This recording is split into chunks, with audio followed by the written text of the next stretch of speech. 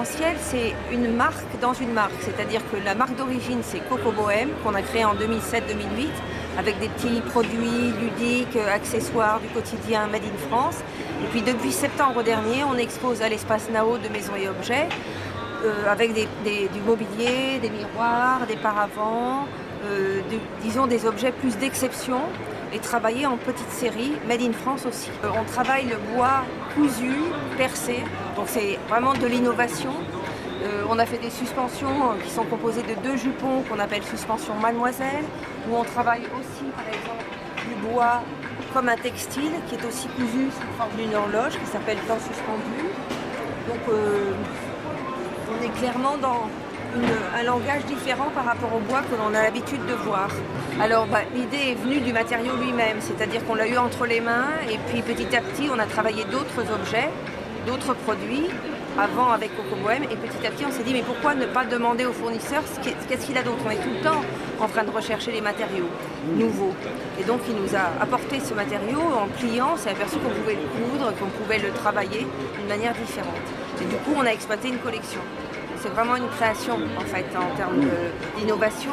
Alors c'est une marque récente, donc ça met toujours un petit peu de temps, mais depuis septembre on a eu clairement de la presse, des architectes et quelques revendeurs qui sont intéressés pour se lancer dans des objets qu'on n'a pas l'habitude de voir. Et en janvier on a recommencé une autre collection autour du jeu, du billard, de la boule, du déplacement, du mouvement. Voilà. Donc on a l'étagère clown que l'on peut adapter. Là on est dans une opposition de matière entre la boule brillante en chêne laqué et le chêne brut. Pareil pour la patère en fait, on a travaillé comme un billard. On déplace les boules en fonction de là où on veut placer le manteau. Si on a un gros manteau, un petit élément à côté, etc. Donc, et pour la suspension lumineuse haute voltige, là, l'envie c'était d'opposer justement le chêne brut avec la perle, qui est 2 matériaux qui ne vont pas ensemble et qui finalement sont une opposition qui a un cocktail assez agréable en fait. Voilà. Alors les miroirs, ça fait partie de la collection de septembre. C'est le même principe de bois percé mais qui est travaillé comme des cils, comme un soleil autour du miroir. Voilà. Par rapport au travail fourni, c'est pas excessif. Alors il y a de tout, hein. Les patères c'est 80 €, donc c'est pas monstrueux. Le miroir on est plus autour de 300 € quand même, mais c'est des grosses pièces. Il y a un peu de tous les prix si vous voulez, en fonction de la complexité, de la série, etc. Mais en général on n'est pas sur des prix explosifs. On essaye d'être dans un rapport correct pour que les gens puissent se payer une jolie pièce. Ça c'est les lampes Groom. L'avantage de cette lampe, si vous voulez, c'est que quand vous l'achetez, vous pouvez l'utiliser soit en lampe imposée, soit en applique. Donc vous déplacez cet abat-jour, c'est pour ça qu'on a appelé lampe Groom, et vous pouvez la poser en applique au mur.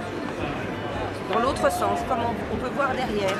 Et autour des 200 € parce que c'est pareil, on est sur du sycomore qui sont des bois assez nobles, sur du bois de bouleau, on est sur un travail de finesse quand même. Hein.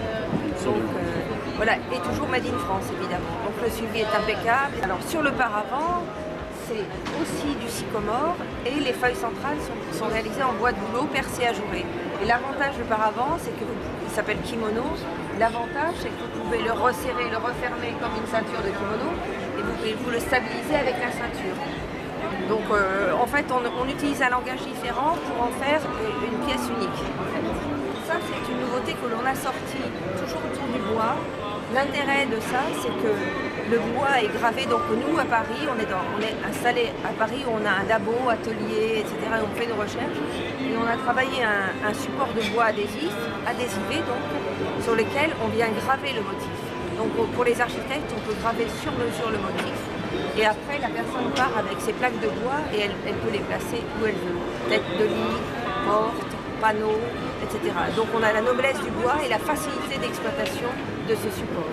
Et donc on a eu un franc succès auprès des architectes pendant ce salon grâce à la simplicité et à la richesse de ce produit. Tabouret, c'est le même principe, alors assez inattendu, de bois gravé et cousu. C'est-à-dire qu'on se dit tiens ce tabouret est cousu, non, en réalité il est gravé et cousu et ensuite il est plaqué. Mais on essaie toujours de surprendre par les apparences comme ça, comme avec la lampe cyclope aussi, qui évoque un œil. On essaie toujours de surprendre et de raconter un peu une histoire. Voilà.